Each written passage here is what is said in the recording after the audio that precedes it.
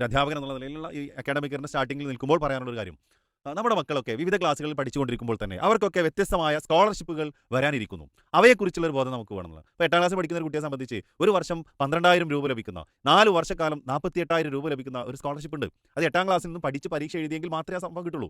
അതുപോലെ LSS scholarship ഉണ്ട്, USS scholarship ഉണ്ട്, കോളേജ് തലത്തിലും ഹയർ സെക്കൻഡറി തലത്തിലൊക്കെ വ്യത്യസ്തമായ സ്കോളർഷിപ്പുകളുണ്ട്. അപ്പോൾ നമ്മുടെ മക്കൾ ഏത് ക്ലാസ്സിലാണോ പഠിക്കുന്നത്, ആ പഠിക്കുന്ന ആ ഒരു ക്ലാസ്സിൽ വെച്ചുകൊണ്ട് അവർക്ക് എഴുതാൻ പറ്റുന്ന, അവരുടെ പഠന നിലവാരം അതോടൊപ്പം തന്നെ മറ്റു മേഖലകളെ പരിചയപ്പെടുത്താൻ പറ്റുന്ന വ്യത്യസ്തമായ സ്കോളർഷിപ്പുകൾ ഉണ്ടെങ്കിൽ അവയിലൊക്കെ നമ്മുടെ മക്കൾ ഉണ്ടോ എന്ന് നമ്മൾ പരിശോധിക്കുക.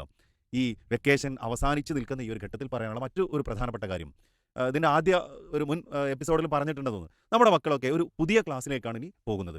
കഴിഞ്ഞ വർഷം അഥവാ അവർ കഴിഞ്ഞ ക്ലാസ്സിൽ നിന്നും നേടേണ്ട ഒരു മിനിമം ലെവൽ അറിവെങ്കിലും നേടിയിട്ടാണോ അടുത്തൊരു ക്ലാസ്സിലേക്ക് പോകുന്നത് എന്ന് നമ്മൾ ചിന്തിക്കണം.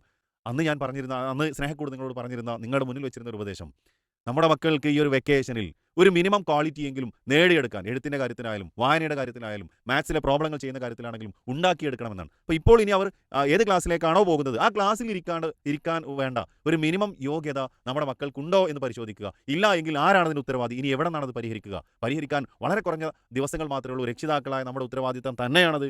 യാതൊരു കാരണവശാലും അതിൽ നിന്ന് മാറി നിൽക്കാൻ സാധിക്കില്ല.